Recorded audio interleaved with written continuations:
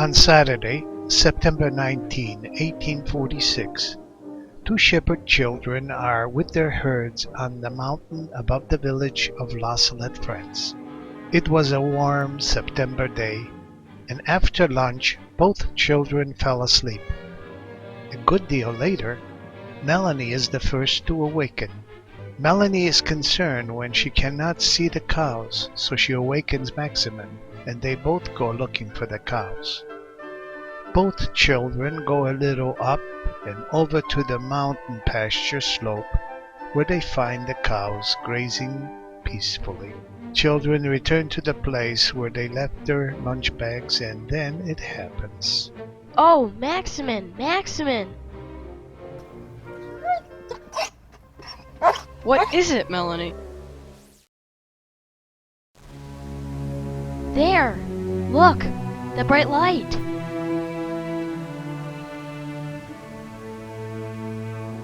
Where? Oh, yes. Now I see it.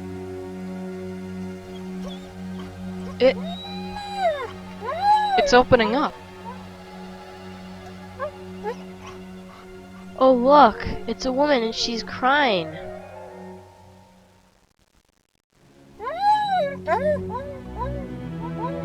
Don't be afraid, Melanie.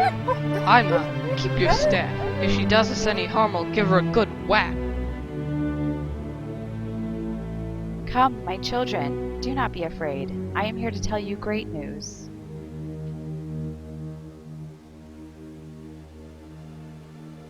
She weeps all the while she speaks to us, but how beautiful she is!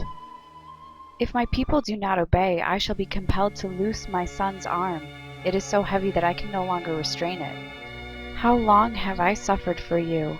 If my son is not to abandon you, I am obliged to entreat him without ceasing, but you take no heed of that. No matter how well you pray in the future, no matter how well you act, you will never be able to make up to me what I have endured on your behalf. I have given you 6 days to work. The 7th I have reserved for myself, yet no one will give it to me. This is what causes the weight of my son's arm to be so crushing. The cart drivers cannot swear without bringing in my son's name. These are the 2 things which make my son's arm so heavy. If the harvest is spoiled, it is your own fault. I warned you last year by means of the potatoes. You paid no heed. Quite the contrary.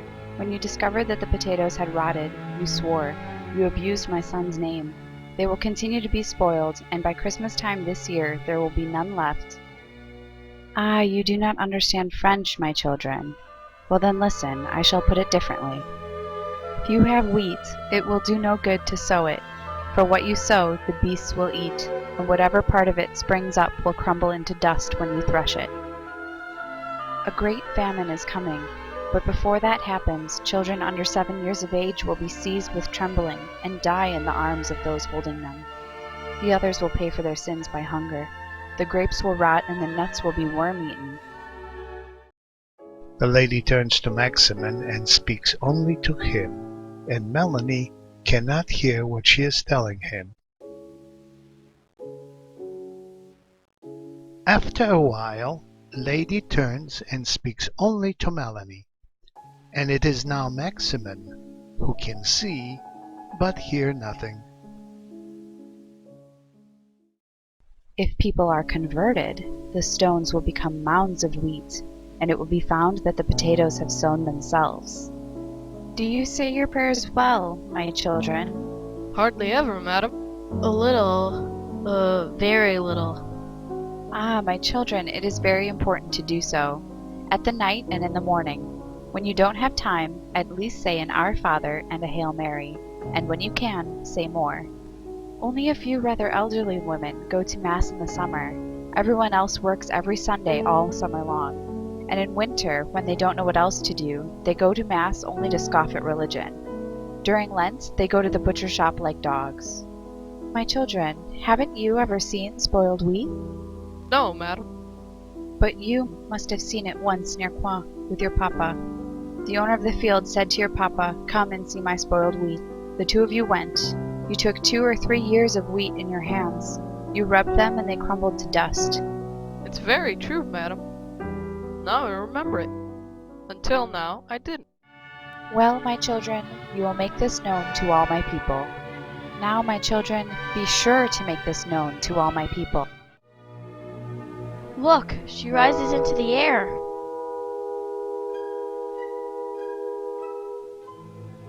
Maybe it was some great saint.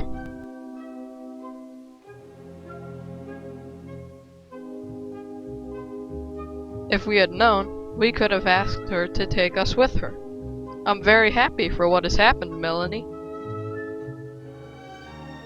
I, too, Maximin.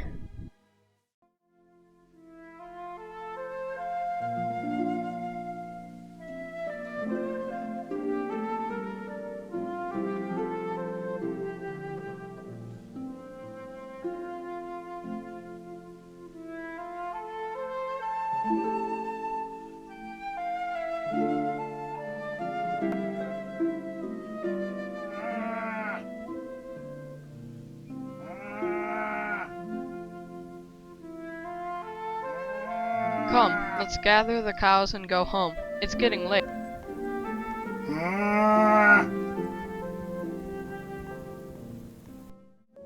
After investigating the vision and the message, the Bishop of Grenoble announces that the faithful may believe it.